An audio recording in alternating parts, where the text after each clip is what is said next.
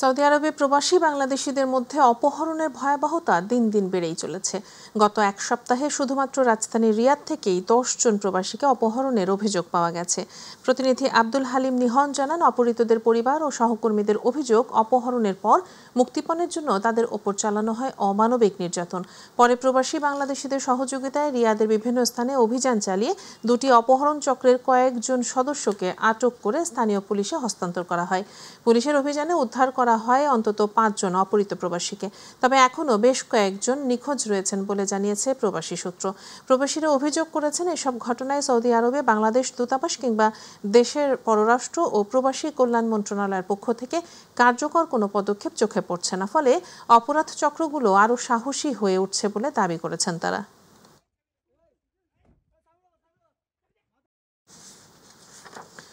মালয়েশিয়ায় অসুস্থ এক বাংলাদেশি প্রবাসীর পরিচয় শনাক্ত করার আহ্বান জানিয়েছে কুয়ালালামপুরস্থ বাংলাদেশ হাইকমিশন। প্রতিনিধি আশরাফুল মামুন জানান, গতকাল দূতাবাস থেকে এক প্রেস বিজ্ঞপ্তির মাধ্যমে এ তথ্য জানানো হয়েছে। বিজ্ঞপ্তিতে বলা হয়, গত 31 অক্টোবর হাইকমিশনের প্রধান ফটকের সামনে এক বাংলাদেশিকে অচেতন ও অসুস্থ অবস্থায় পাওয়া যায়। তার সঙ্গে কোনো পরিচয়পত্র বা মোবাইল ফোন ছিল না। পরে হাইকমিশনের উদ্যোগে তাকে দ্রুত কুয়ালালামপুর হাসপাতালে ভর্তি করা হয়। বর্তমানে তিনি সেখানে চিকিৎসাধীন রয়েছেন। হাসপাতালের দায়িত্বপ্রাপ্ত চিকিৎসকদের বরাত দিয়ে হাইকমিশন জানিয়েছে, ওই ব্যক্তি মানসিকভাবে অসুস্থ এবং এখনও স্বাভাবিকভাবে কথা বলতে পারছেন না। নিজের নাম কিংবা পরিচয় জানাতে পারেননি। তার হাত ও পায়ে আঘাতে চিকিৎসা চলছে। হাইকমিশনের পক্ষ থেকে বলা হয়, চিকিৎসার অগ্রগতি সম্পর্কে নিয়মিতভাবে হাসপাতাল ও চিকিৎসকের সঙ্গে যোগাযোগ রাখা হচ্ছে।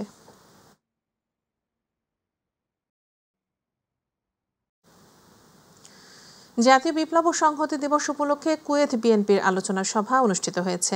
প্রতিনিধি আল আমিন রানা জানান, কুয়েত সিটির একটি হোটেলে জাতীয় বিপ্লব ও সংহতি দিবস উপলক্ষে কুয়েত বিএনপির উদ্যোগে আলোচনা সভা অনুষ্ঠিত হয়।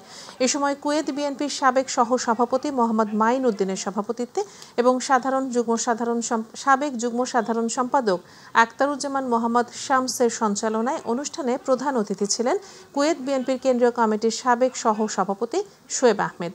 এছাড়াও বক্তব্য রাখেন সাবেক সিনিয়র যুগ্ম সাধারণ সম্পাদক এম ওয়ালি উল্লাহ অলি, জাফর ইকবাল পলাশ, কোরবান আলী সহ আরও অনেকে।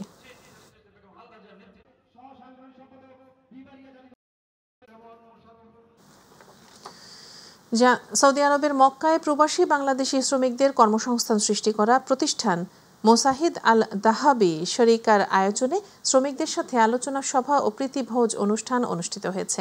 প্রতিনিধি এম সাইফুল ইসলাম জানান, প্রবাসীদের বেকার সমস্যা দূরীকরণে ভূমিকা রাখা বিভিন্ন প্রকল্পের মধ্যে বাংলাদেশি প্রবাসী শ্রমিকদের কর্মসংস্থানের সুযোগ সহ হজ ও ওমরাহ পালনে বিভিন্ন দেশ থেকে আসা হাজিদের আবাসিক হোটেল সেবা দেয়া যাচ্ছে। এরই ধারাবাহিকতায় শ্রমিকদের বেতন ভাতা বোনাস প্রদান শেষে আলোচনা সভা ও প্রীতিভোজের আয়োজন করা হয়। মাওলানা জামিল আহমেদের কোরআন তেলাওয়াতের মধ্য দিয়ে শুরু হওয়া আলোচনা সভায় মোস্তাফিজ আহমেদের উপস্থাপনায় প্রধান অতিথি ছিলেন কোম্পানির প্রধান উপদেষ্টা সামির আল শরীফ। প্রধান বক্তা ছিলেন প্রতিষ্ঠানের চেয়ারম্যান সুলাইমান লিটন। বিশেষ অতিথি ছিলেন Haji Kawsar, civil engineer Iqbal Hossain, Diamond Jewel সহ আরও অনেকে।